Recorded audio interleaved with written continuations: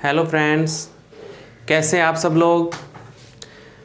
हमने अब तक राजस्थान ज्योग्राफी की एक वीडियो अपलोड की थी जिसमें हमने आंतरिक उपवा तंत्र जो है उसकी कुछ नदियां जो है उसके ऊपर बात की थी। और उसमें हमने है जो वो आंतरिक उपवा तंत्र हमने कहा था कि राजस्थान में जो आंतरिक उपवा तंत्र है, ऐसी नदियां जिनका जल जो है वो समुंदर तक नहीं पहुंचता, उन्हें हम आंतरिक उपवा तंत्र के अंदर है जो वो काउंट करते हैं। आंतरिक उपवा तंत्र में हमने जो नदियां पढ़ी थी उसके बारे में थोड़ी सी बात कर लेते हैं। सबसे पहले घग्गर नदी है। हमने याद किया था कि घग्गर नदी का जो उद्गम स्थल है वो शिवालिक की पहाड़ियां, कालका की पहाड़ियां हिमाचल प्रदेश से है। ये हरियाणा, पंजाब हरियाणा से होती हुई राजस्थान में तलवाड़ा झील से राजस्थान में प्रवेश करती है। हनुमानगढ़ में इसके ऊपर है जो वो वन वाली, हनुमानगढ़ में इसके ऊपर है जो वो बटनेर दुर्ग है, कालीबंगा सभ्यता है, रंगमहल सभ्यता है, जंक्शन शहर इसके किनारे बसा हुआ है।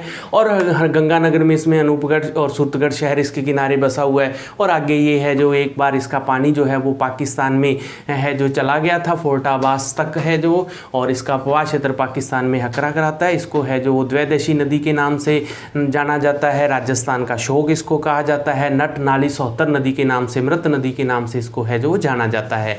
फिर हमने कहा था कि घग्गर नदी है जो राजस्थान में प्रवाहित होने वाली है, जो वो आंतरिक प्रवाह तंत्र की सबसे लंबी नदी है। राजस्थान में तो प्रवाह है जो वो 100 किलोमीटर ही है। फिर हमने दूसरी नदी है जो बात की थी काकनी नदी, काकनेय नदी, कै काकनी कै कोटड़ी गांव है से इसका उद्गम होता है। और ये है जो वो भुज झील में अपना जल डालती हुई मीठी खाड़ी में समाप्त हो जाती है। 17 किलोमीटर लंबी नदी है। राजस्थान आंतरिक प्रवाह तंत्र की सबसे छोटी नदी है। तीसरी नदी हमने है जो वो है जो काटली नदी, या है जो काटली नदी है जो इस नाम से याद रखा था। काटली नदी खंडेला मंडेला याद रखा था। खंडेला की पहाड़ियाँ सीकर से उद्गम होता है और मंडेला नामक स्थान है जो वहाँ पर जाके है जो वो चूरू की सीमा पर सीकर में झुंझुनू में समाप्त हो जाती है। हमने दो सभ्यताएं इसके किनारे याद रखी थी। एक तो है जो वो सीकर में हमने याद रखी थी है जो गणेश्वर सभ्यता है, और दूसरी हमने झुंझुनू में सोनारी सभ्यता है जो याद रखी थी। फिर हमने दो नदियाँ है जो अपना जल है जो वो सांबर नदी में डालती है, सांबर झील में डालती है। दो नदियां याद रखी थी। एक तो है जो वो मेंढा मनोहर का थाना जयपुर से उद्गम होता है, नागौर से होती हुई सांबर झील में अपना जल डालती है। और नागौर में इसके किनारे है जो वो लूणवा जैन तीर्थ स्थल है जो बना हुआ, जिसको तीर्थों की नानी कहते हैं। और एक नदी है जो वो रूपनगढ़ नदी है जो रूपनगढ़ नदी है कुचील नामक स्थान से है जो अजमेर से उद्गम होती है। अजमेर से होती हुई है जो वो सांबर झील में अपना जल डालती है। अजमेर में इसके ऊपर है जो सलेमाबाद में निम्बार्क संप्रदाय की प्रमुख पीठ बनी हुई है। तो ये 5 नदियां हमने याद की थी। उसके बाद जो है नेक्स्ट नदी हम पढ़ेंगे साबी नदी। साबी जो साबी नदी है, साबी नदी का उद्गम है जो साबी नदी सेवर की पहाड़ी जयपुर से इसका है जो उद्गम होता है।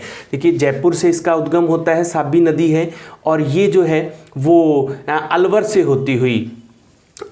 होती हुई है जो वो हरियाणा में चली जाती है। और हरियाणा में एक झील है नफलसगढ़ झील, नफलसगढ़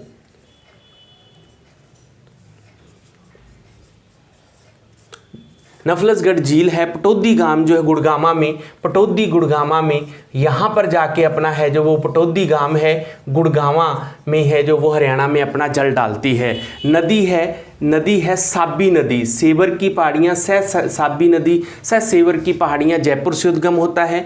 मुख्य रूप से अलवर में बहती है तो अलवर की प्रमुख नदी है। और एक बात इसके बारे में याद रखना है कि जयपुर में ही इसके ऊपर जो है एक पॉइंट यहाँ लगा के अपने लिखना है, जयपुर में ही जो है इसमें एक है जो वो सभ्यता मिली है, जोधपुरा सभ्यता है जयपुर में जो है साबी नदी के किनारे। और स्पेशलिटी ये है कि इसमें है जो हाथी दांत के अवशेष जो है वो मिले हैं।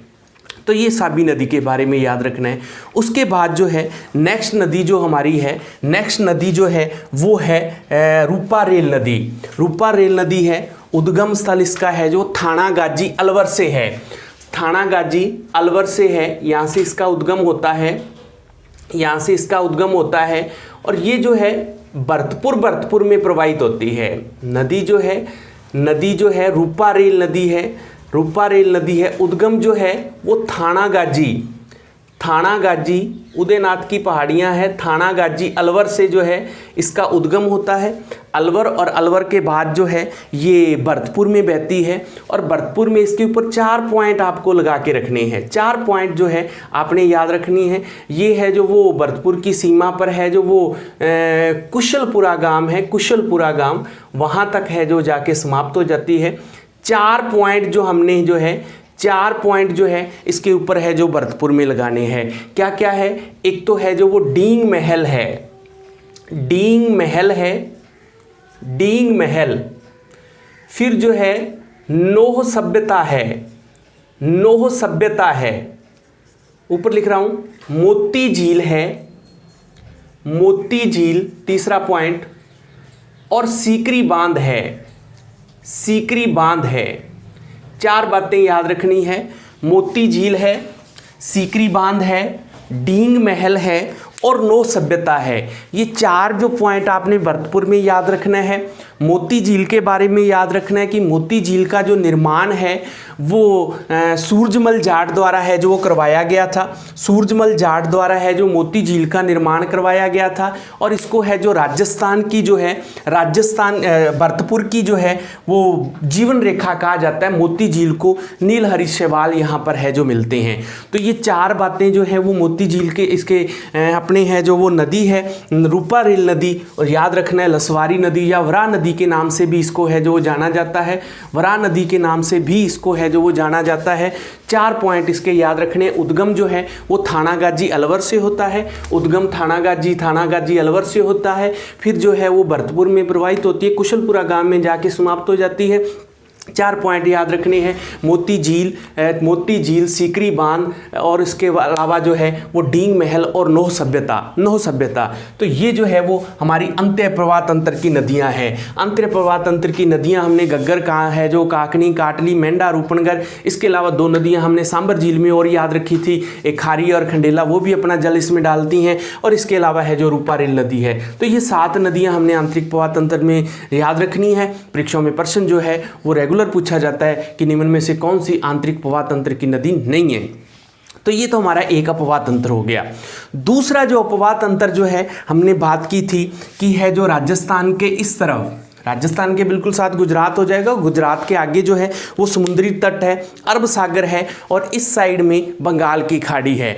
अब जो अरब सागर है इसको 2 भागों में बांटा गया है। एक तो कच्छ का रण, ऊपरी हिस्सा जो है वो कच्छ का रण कहलाता है, और है जो अरब सागर का नीचे वाला हिस्सा जो है वो खंबात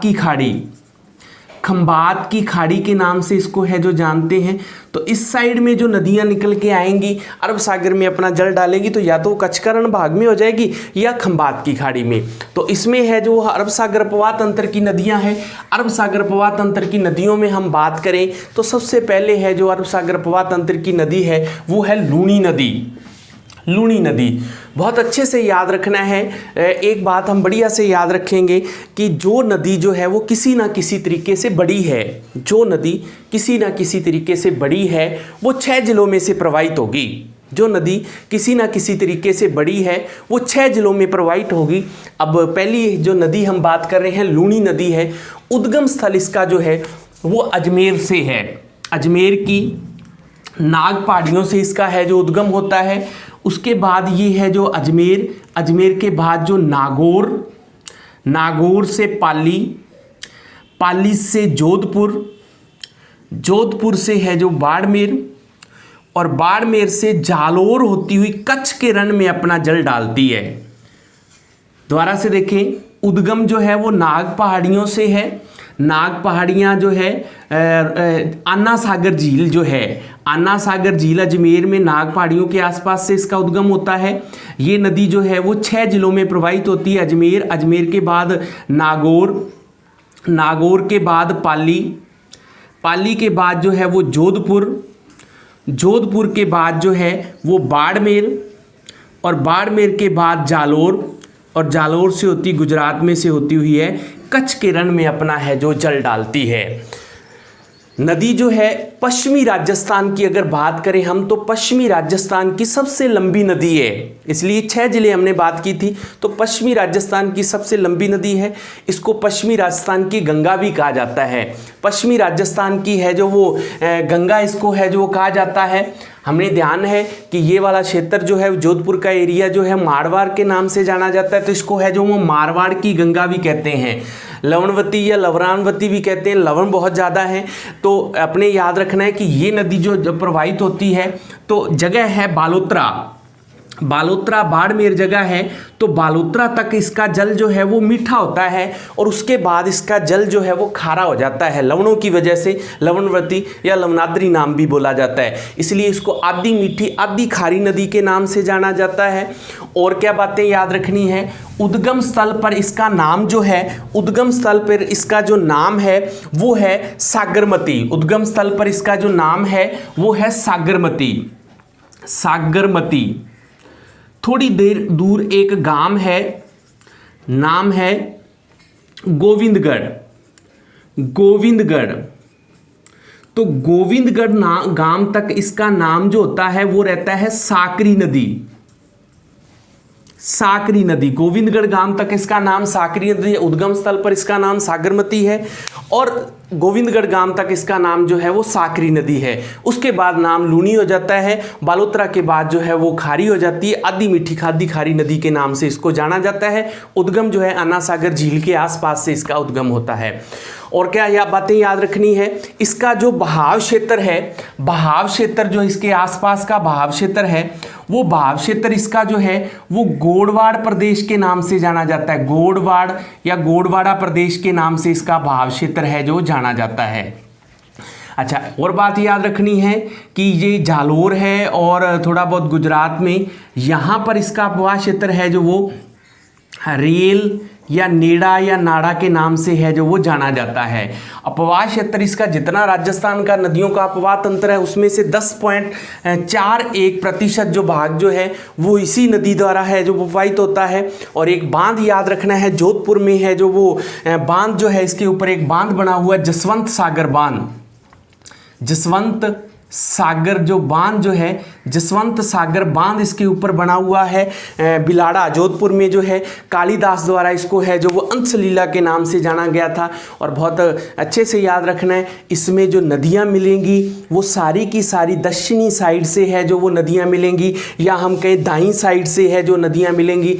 एक नदी है वो अपवाद स्वरूप जो है वो उत्तर से है जो वो या बाईं साइड से मिलेगी, जिसका नाम है जोजड़ी नदी। इसकी उत्तर से मिलने वाली नदी है। बाकी खूब सारी नदियां हैं, बांडी है, गुइया है, जवाई है, खारी है, लीली है, मीठड़ी है, सागी है, मित्री है। तो ये कुछ बहुत सी नदियां जो है वो इसके बाईं साइड से, इसकी सहायक नदियां हैं दाईं साइड से, और बाईं साइड से एक मात्र नदी है जोजड़ी नदी। तो ये हमारी जो पहली नदी है, इसका टोटल अपवाह क्षेत्र जो है 495 किलोमीटर है। राजस्थान में 330 किलोमीटर है जो ये राजस्थान में है जो वो बहती है। तो ये हमारी है जो पहली नदी हो गई, कौन सी है जो वो अरब सागर अपवाह तंत्र की लूनी नदी। इसके बारे में आपको याद रखना है। धन्यवाद।